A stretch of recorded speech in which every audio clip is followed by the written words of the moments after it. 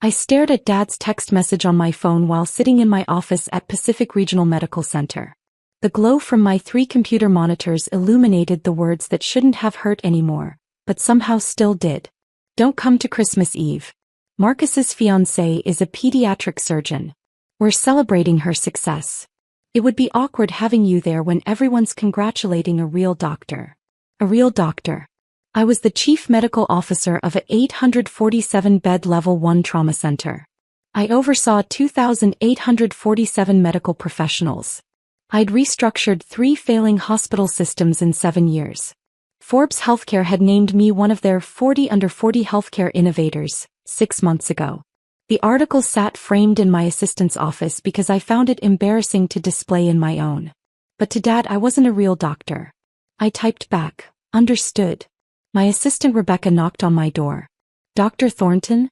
The board wants your final recommendations on the pediatric surgery expansion by January 2nd. Also, we have the last round of interviews scheduled for the 26th. 3 candidates for the head of pediatric surgery position. Send me their files, I said, turning back to my screens where patient outcome data scrolled past. I'll review them tonight. What Dad didn't know, what none of them knew, was that I hadn't just become a doctor.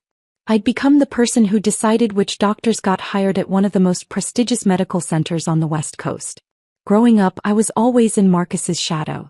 He was the golden child, charismatic, athletic, president of everything.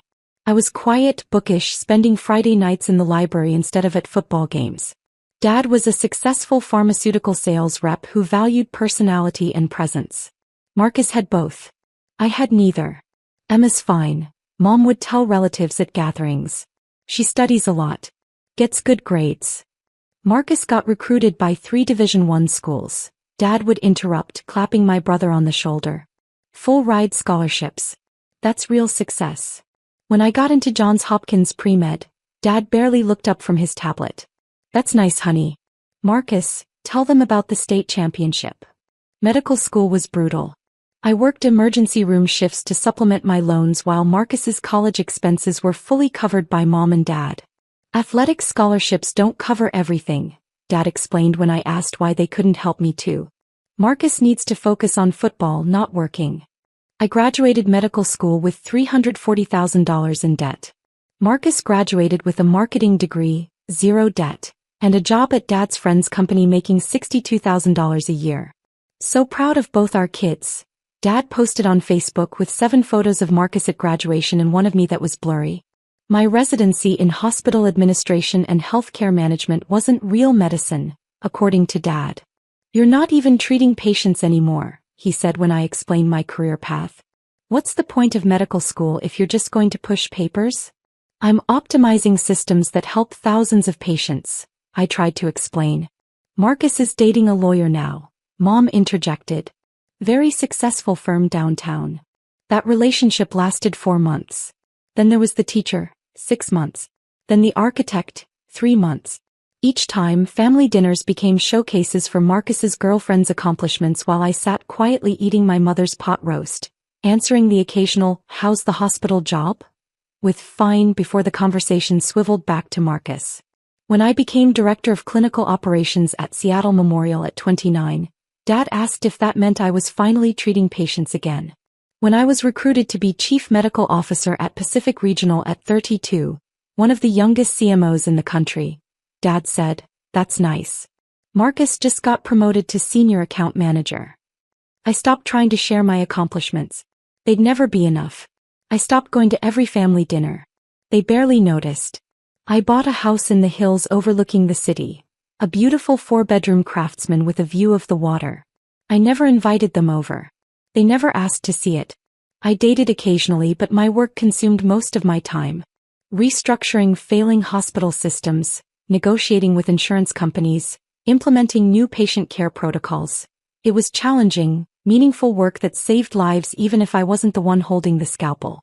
But to my family, I was Emma the administrator. Emma the paper pusher. Emma who wasn't a real doctor. What my family didn't see was the empire I was building.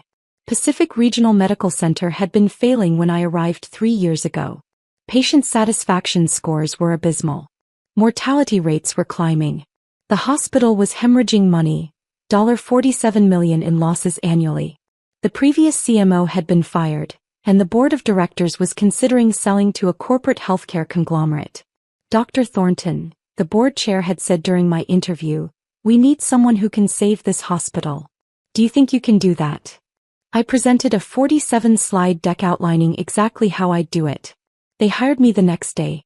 Within 6 months, I'd restructured every clinical department.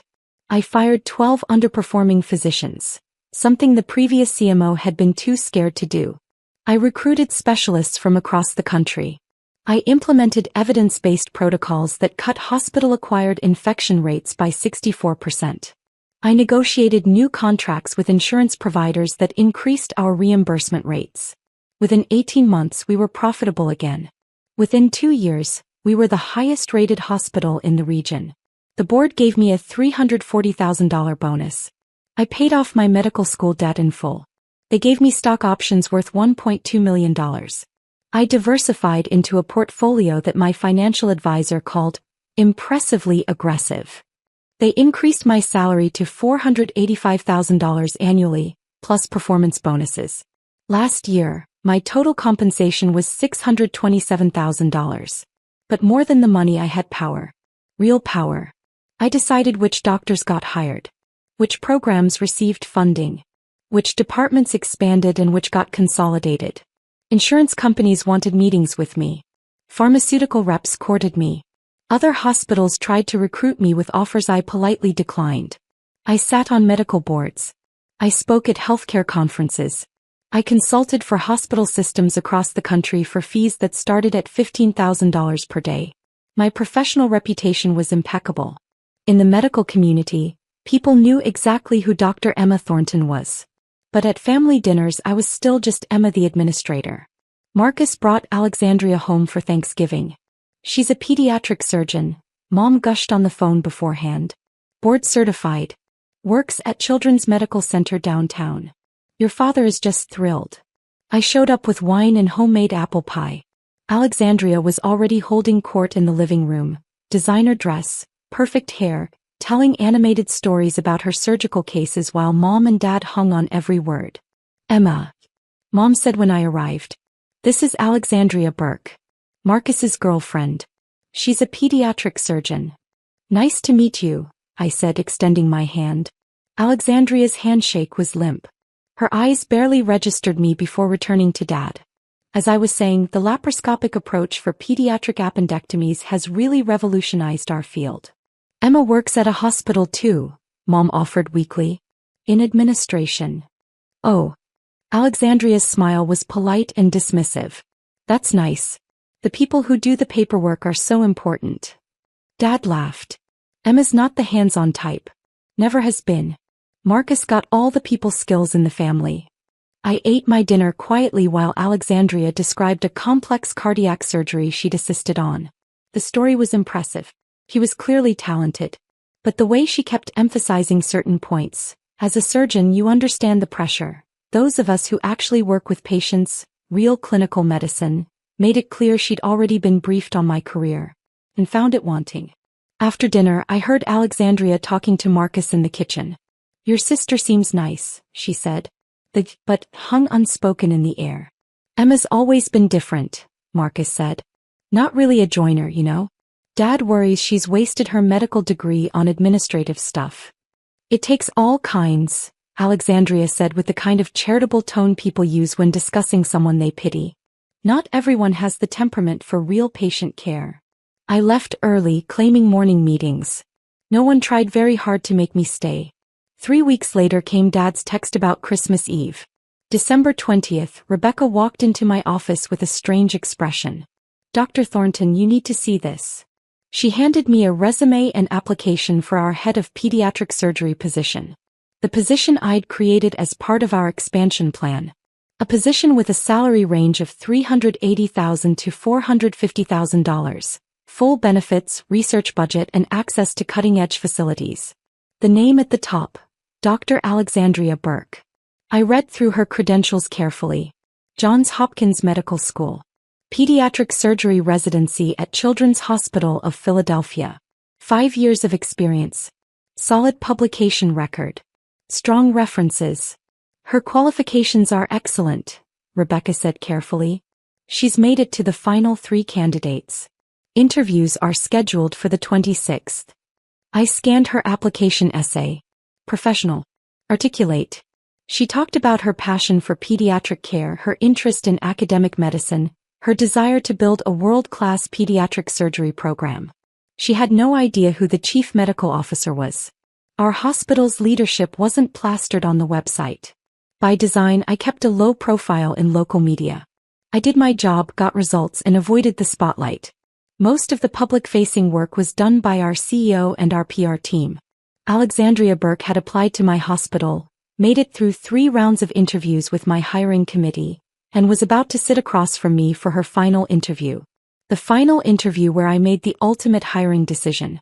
Schedule her for 10 a.m. on the 26th, I said calmly. After the other 2 candidates. I'll want maximum time with each finalist. Rebecca's eyes flickered with understanding. She'd worked for me for 2 years. She knew exactly what Christmas Eve would be like for me. Will do, Dr. Thornton. I spent Christmas Eve alone in my house. I roasted a small chicken. I watched old movies. I ignored the photos Marcus posted on Instagram.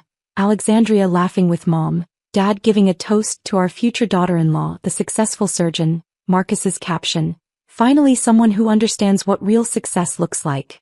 #family first #proud son. I texted Marcus Merry Christmas at 9 p.m. He responded at 11:47 p.m. Thanks Em. Alex loved meeting everyone. December 26th arrived cold and clear. I dressed in my standard work attire, tailored navy suit, cream blouse, minimal jewelry. My white coat hung on the back of my office door, my name embroidered in navy thread. Emma Thornton MD, Chief Medical Officer. The first 2 interviews went smoothly. Both candidates were excellent. Dr. Raymond Chen from Stanford had an impressive research background. Dr. Patricia Okonkwo from Mayo Clinic had outstanding surgical outcomes data. Rebecca buzzed my office at 2:47 p.m. Dr. Burke is here for her 3 p.m. interview. Give me 5 minutes, then bring her to my office. I pulled up Alexandria's file on my computer one more time. Everything was in order. Her references had been checked. Her credentials verified. Her surgical logs reviewed. On paper, she was an outstanding candidate. I closed the file and waited. At exactly 2:52 p.m., I heard voices in the hallway. Rebecca's professional tone. Right this way, Dr. Burke. Dr. Thornton is expecting you. Alexandria's confident voice. This is such a beautiful facility. I'm really excited about the opportunity. The CMO has done remarkable work here, Rebecca said. We've become one of the top-rated hospitals in the region under her leadership. That's wonderful, Alexandria said. I'm looking forward to meeting him. Her, Rebecca corrected gently. Pause. Oh, of course. Her. They stopped outside my door. Through the frosted glass I could see their silhouettes. Rebecca knocked. Dr. Thornton? Dr. Burke is here. Send her in. The door opened. Rebecca stepped aside. Alexandria walked in, professional smile in place, hand extended for a shake. He was looking at Rebecca, still talking. Thank you so much for... Then she turned and saw me. Her face went through several expressions in rapid succession. Confusion. Recognition. Disbelief. Then horror. Hello, Dr. Burke, I said calmly, standing behind my desk. Please have a seat. Her eyes went to the nameplate on my desk. Dr. Emma Thornton, Chief Medical Officer. Then to the credentials on my wall. Johns Hopkins Medical School diploma. Board certifications. Forbes 40 Under 40 framed article. Letters of commendation from the American Hospital Association. Then to my face. You. She started. Her voice came out strangled. You're the Chief Medical Officer, yes. I gestured to the chair across from my desk. Please sit down, Dr. Burke. We have a lot to discuss. She didn't move. Her face had gone pale. Emma. I had no idea. That the paper pusher was the person you'd be interviewing with? I sat down, folding my hands on my desk. Yes, I gathered that. Shall we begin? I need to. She looked at the door. Can I have a moment? You can have several moments if you need them, I said. But you should know that this interview is being recorded for quality assurance purposes, as stated in the documentation you signed. The recording began when you entered this room. The color drained from her face completely. Have a seat, Dr. Burke. She sat. Her hands were shaking. I opened her file. Let's start with your qualifications. Very impressive resume. Johns Hopkins, that's where I went as well. How did you find the program? It was excellent. Her voice was barely above a whisper. Your residency at Children's Hospital of Philadelphia. That's a top program. You worked with Dr. Morrison? Yes. He and I served on a task force together 2 years ago. Excellent surgeon. I'll be calling him as part of my reference check. I like to do personal calls with all final candidates. I'm sure he'll have wonderful things to say. Alexandria's hands clutched her purse. Dr. Thornton, I think we should. Let's talk about your surgical outcomes, I continued, turning to the data.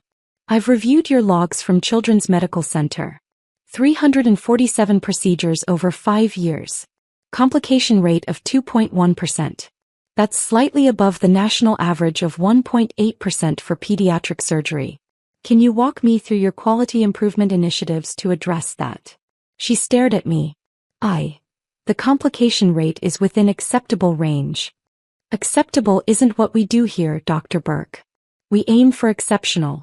At Pacific Regional, our surgical complication rates are 0.9% across all departments. The head of pediatric surgery will be expected to not just meet but exceed national benchmarks. I made a note in her file. What strategies would you implement to improve your outcomes? Dr. Thornton. Her voice was stronger now, tinged with desperation. Can we please talk about what, Dr. Burke? About whether you're qualified for this position. Because that's what this interview is for. This is a $420,000 annual salary position with a $150,000 research budget and the opportunity to build a program from the ground up. It's the kind of position that defines careers. So yes, let's talk about whether you're the right fit. She flinched. I turned to the next page. Your application essay mentions your passion for academic medicine. Tell me about your research agenda. I've been focusing on minimally invasive techniques. Yes, I saw your publications. 2 papers in the last 3 years. Both in mid-tier journals. The head of pediatric surgery at Pacific Regional would be expected to publish in top-tier journals.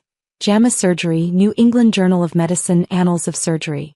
They'd be expected to bring in competitive grant funding. They'd be expected to mentor residents and fellows. I looked up at her. Do you have experience with fellowship program development? Limited experience, but limited. I made another note. This position requires someone who can hit the ground running. Who can build not just a surgical service but an academic department. Who has the vision, the leadership skills, and the reputation to attract top talent. I closed her file. Tell me why you think you're that person. Alexandria's jaw tightened. I could see her trying to decide between anger and panic. I have 5 years of excellent clinical experience. Above average clinical experience, I corrected. Your outcomes are good, Dr. Burke. Not excellent. Good. And this hospital doesn't settle for good. I've been working at a community hospital, she said, heat entering her voice. The resources at Children's Medical Center are limited compared to a place like this. Dr. Okonkwo came from Mayo Clinic, I said. Dr. Chin came from Stanford. Both have published in top journals. Both have developed innovative surgical techniques. Both have mentored dozens of residents. Both have complication rates below 1%. I leaned back in my chair. You're competing against the best, Dr. Burke. I need you to tell me why I should choose you over them. She stood up suddenly. You know what? I don't think this is a fair interview. You clearly have some kind of personal. Sit down, Dr. Burke. My voice wasn't loud. Didn't need to be. It was the voice that had fired inadequate physicians. The voice that had restructured entire departments. The voice that hospital administrators across the country paid $15,000 a day to hear. She sat. Let me be very clear, I said. My personal life and my professional responsibilities are completely separate. You are being evaluated solely on your qualifications, your experience, and your ability to lead a pediatric surgery department. If you feel the process is unfair, you're welcome to withdraw your application. I don't want to withdraw. Then answer the question. Why should I hire you? She took a shaky breath. I'm a good surgeon. I care about my patients. I want to build something meaningful. So do the other candidates. I opened her file again. Let's talk about leadership. Have you ever managed a team larger than 2 residents? No, but have you ever been responsible for a departmental budget? I've had input on equipment purchases. Have you ever recruited physicians from competing institutions? No. Have you ever negotiated with insurance companies for better reimbursement rates for complex procedures? That's not typically a surgeon's responsibility. It is here. The head of pediatric surgery will have full P&L responsibility for their department. They'll be expected to run it like a business while maintaining the highest clinical standards. I looked at her directly. Dr. Burke, you're an adequate surgeon applying for a leadership position that requires excellence. Your clinical skills are satisfactory, but your leadership experience is minimal. Your research portfolio is thin. Your outcomes are merely acceptable. And you've demonstrated no evidence that you understand what it takes to build and run a department at an elite medical center. Her face flushed red. This is because of Marcus. This has nothing to do with Marcus, I said coldly. This is about whether you're qualified for this position. And based on this interview, I'm not convinced you are. You're punishing me because of your family. I'm evaluating you based on the same criteria I use for every candidate. I stood up. Dr. Burke, I think we're done here. Wait. She stood too, panic clear on her face now. Please. I need this job. The opportunity at Pacific Regional. It's incredible. I know I came across badly at Thanksgiving. This isn't about Thanksgiving. But I'm a good doctor. I really am. I care about my patients. I work hard. I just need a chance to prove myself at a hospital like this. A hospital like this requires doctors who are already proven, I said. We don't have time to give people chances to catch up. You can't reject me because of a family dinner. I can reject you because your qualifications don't meet our standards. I walked to the door, opened it. Rebecca was waiting in the hallway. Rebecca, please escort Dr. Burke out. Our interview is concluded. Dr. Thornton. Thank you for your time, Dr. Burke. We'll be making our final hiring decision by January 2nd. You'll receive notification via email either way. She didn't move. Her eyes were filled with tears now. Please don't do this. Rebecca. My assistant stepped forward. Dr. Burke, this way please. Alexandria looked at me one last time. Marcus is going to hear about this. I'm sure he will, I said calmly. Goodbye, Dr. Burke. She walked out, Rebecca guiding her toward the elevators. I heard her voice in the hallway rising in pitch. This is discrimination. She can't do this because of personal. I closed my door. My hands were perfectly steady as I returned to my desk and opened my email. I typed quickly. To Board of Directors Hiring Committee Subject.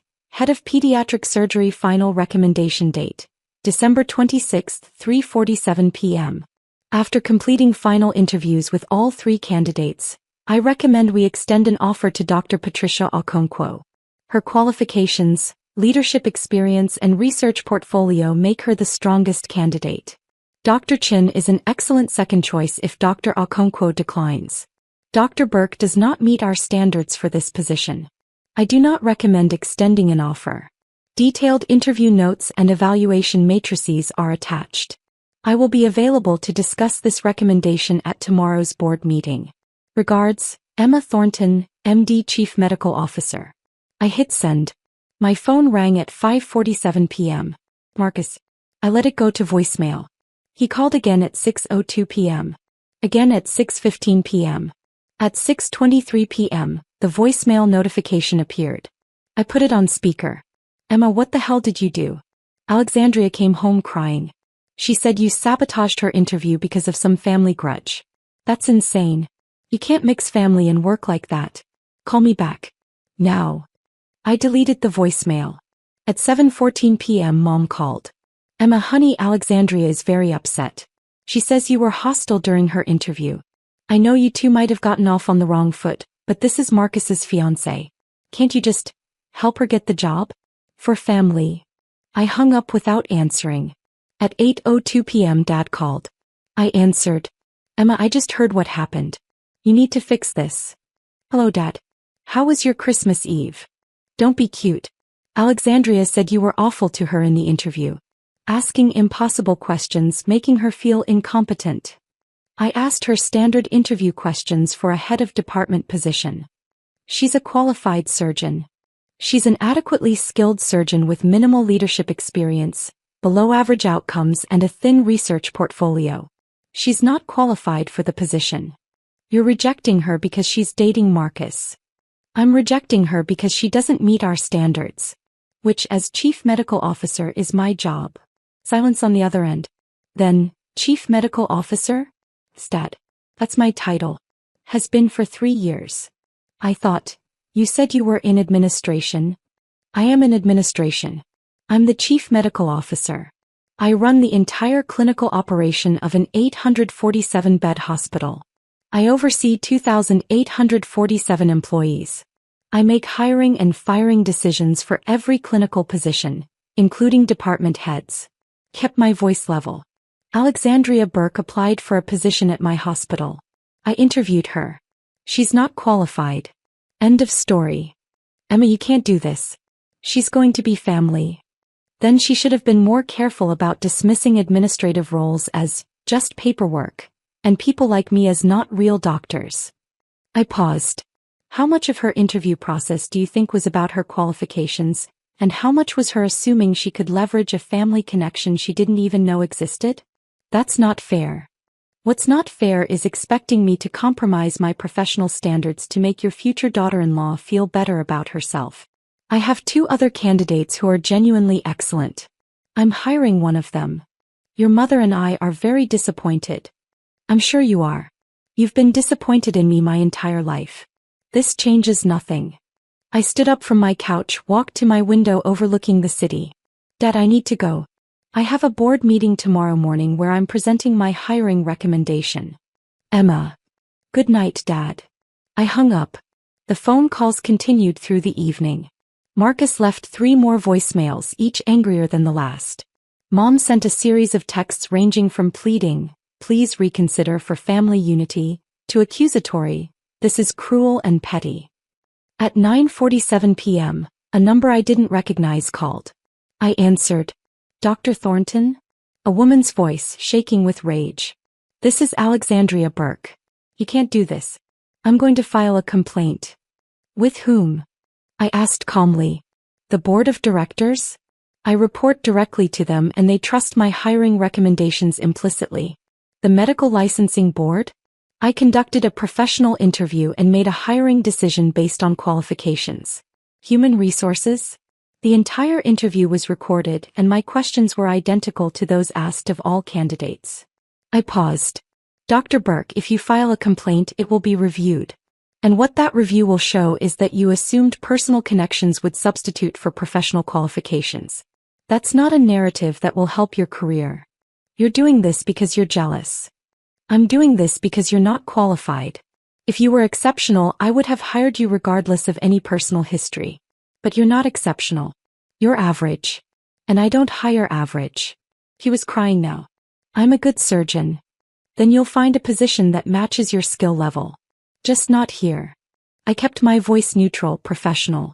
I suggest you focus on improving your outcomes, building your research portfolio and gaining leadership experience. In 5 years, if you've accomplished those things, you're welcome to reapply. 5 years. Good luck, Dr. Burke. I hung up. December 27th, 9 a.m. The Board of Directors conference room on the executive floor. 12 board members, our CEO, our CFO and me. Dr. Thornton, the board chair said, walk us through your recommendation for head of pediatric surgery. I opened my presentation. 3 slides for each candidate. Credentials, interview performance, evaluation matrix. Dr. Chin is excellent. Stanford trained, innovative surgical techniques, strong research. He'd be a solid hire. Dr. Okonkwo is exceptional. Mayo Clinic, outstanding outcomes, Proven leadership, established research program. She's my top recommendation. And Dr. Burke? One of the board members asked. I see she made it to the final round. Dr. Burke has adequate clinical skills but lacks the leadership experience and research profile we need. Her surgical complication rate is 2.1%, above our target. She's published 2 papers in mid-tier journals in 5 years.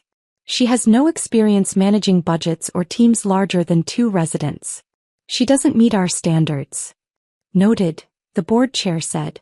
I move that we extend an offer to Dr. Okonkwo at $420,000 annually plus the standard benefits package and research budget. All in favor? Unanimous approval.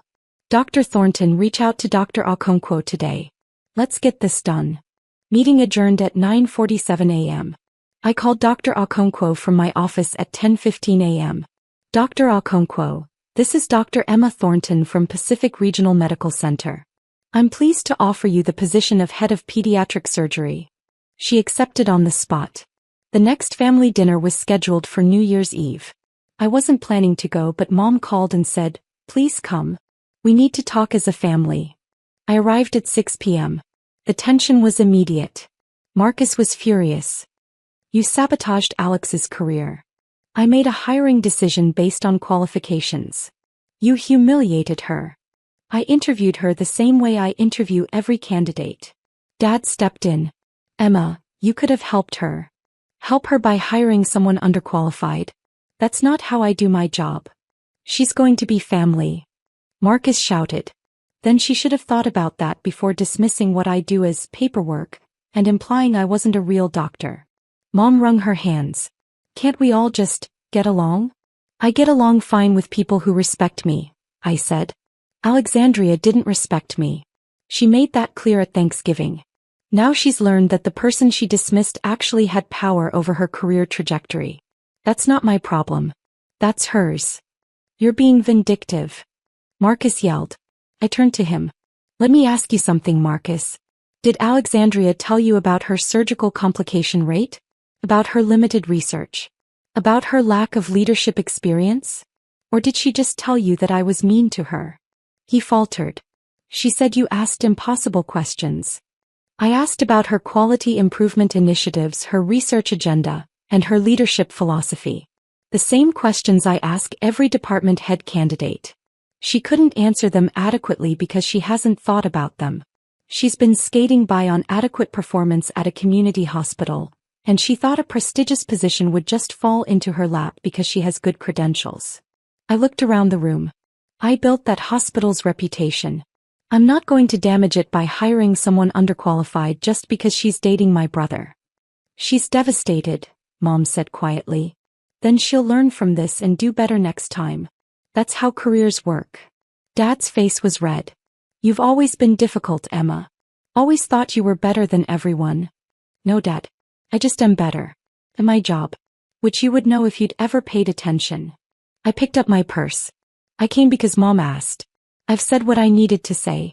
I'm leaving now. Emma, wait, Mom started. I'm done waiting, Mom.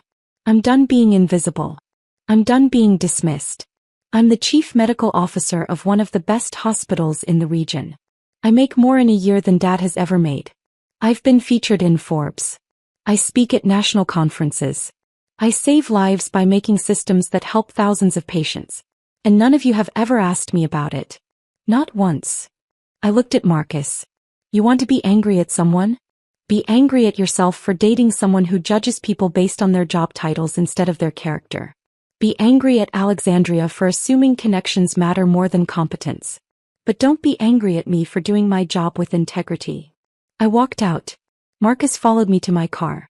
Alex and I are probably going to break up because of this. No, Marcus. You're probably going to break up because she's embarrassed and looking for someone to blame. If she was a quality person, she'd take this as a learning experience. I unlocked my car. But that's not my problem. That's yours.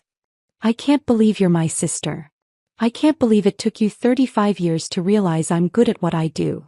I got in my car. Happy New Year, Marcus. Dr. Patricia Okonkwo started at Pacific Regional on February 1st. Within 3 months, she'd built a pediatric surgery program that became the regional referral center. Our pediatric surgical outcomes became the best in the state. Alexandria Burke stayed at Children's Medical Center. I heard through professional networks that she'd started focusing more on quality improvement and was pursuing additional leadership training. Good for her. Marcus and Alexandria broke up in March. According to Mom, Alexandria needed space to focus on her career. Marcus was single again and apparently using the experience to reflect on what he really wants. I got promoted to Executive Vice President of Clinical Operations in April with a salary of $645,000 and expanded responsibilities across our entire health system. 4 hospitals, 23 clinics. Forbes Healthcare did a feature article, How Dr. Emma Thornton Built One of America's Most Successful Hospital Systems. They interviewed me for 6 hours. The article was 12 pages long. Dad texted me when it came out. Saw the Forbes article. Very impressive. Can we have lunch? I texted back. I'm free Tuesday at noon. My office. He came. He saw the view from the executive floor. He saw my name on the door. He saw the awards on my wall. He saw the team of people who reported to me, all of them calling me Dr. Thornton with genuine respect. I didn't know, he said quietly over our sandwiches in the executive dining room. I didn't know any of this. I tried to tell you. For years. You didn't listen. I thought. He trailed off. I thought you were just in administration. Like a hospital manager. I am a hospital manager. I manage the clinical operations of a 4-hospital system. That's what a chief medical officer does. I took a sip of my water. You thought administration meant filing paperwork because you didn't understand what the job actually entailed. You valued Marcus's marketing job over my role restructuring failing hospital systems because one sounded more prestigious to you than the other. I was wrong. Yes, you were. We ate in silence for a few minutes. Can we start over? Dad asked. No, I said. We can start from here. From the truth. I'm not the invisible daughter anymore. I'm not the not real doctor anymore. I'm Dr. Emma Thornton and I've built something remarkable. If you want to be part of my life, you need to respect that. You need to see me. I see you now. Good, I said. That's a start. Mom slowly started asking me real questions about my work. Not just, how's the hospital job? But, tell me about the restructuring project you mentioned, and what does a chief medical officer actually do? Marcus took longer. But eventually he called. I'm sorry, he said. For never asking. For never caring. For assuming your job was less important than mine. Thank you, I said. Can I take you to dinner? Let you actually tell me about your work. I'd like that. We met the following week. I talked for 3 hours about hospital systems, patient outcomes, leadership challenges, the satisfaction of saving a failing institution. He listened. I had no idea, he said. I had no idea you were doing any of this. I know. I was a terrible brother. You were an oblivious brother. But you're here now. That counts for something. The family dynamics didn't magically heal. These things never do. But they shifted. Slowly. Incrementally. I set boundaries. I showed up when I wanted to, not when I was expected to. I talked about my work when asked and I left when the conversation turned dismissive. I built the life I wanted. The career I'd earned. The respect I deserved. And when people asked me what I did for a living, I didn't minimize anymore. I'm the Chief Medical Officer and Executive Vice President of Clinical Operations for Pacific Regional Health System. I oversee clinical operations for 4 hospitals and 23 clinics. I build systems that save lives.